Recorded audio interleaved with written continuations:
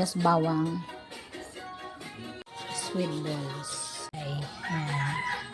Yan, ito ang sahog natin. Apat. Karning baboy. Yan. Kanton at bihon. Charon.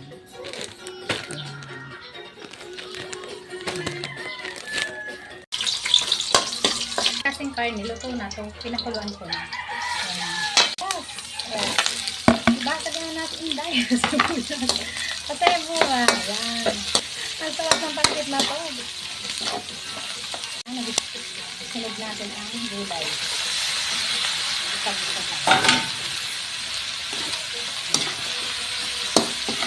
Nagtalagyan natin ang sampalasa. Natin ang patis.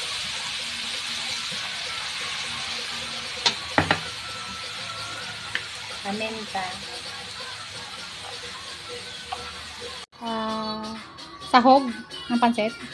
Ialis natin kasi ma-overcook siya. Mamaya natin siya sa toppings pagkapaluto na. Bago ahon, nilalagay natin yung mga sahog na yan mamaya sa pancit. Ayan guys, ilalagay natin ang bihon.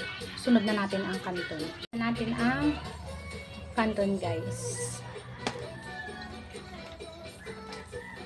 Haluin na lang natin. Mix na natin ang kanton at bihon. Sunod na natin yung mga sahog niya. Lagay na natin. Para hindi siya overcook. Ito na guys yung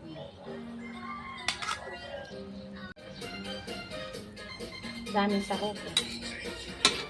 Ayan. Haluin na natin. Ating finished product na pancit gisado. Hello, tara kain na kayo.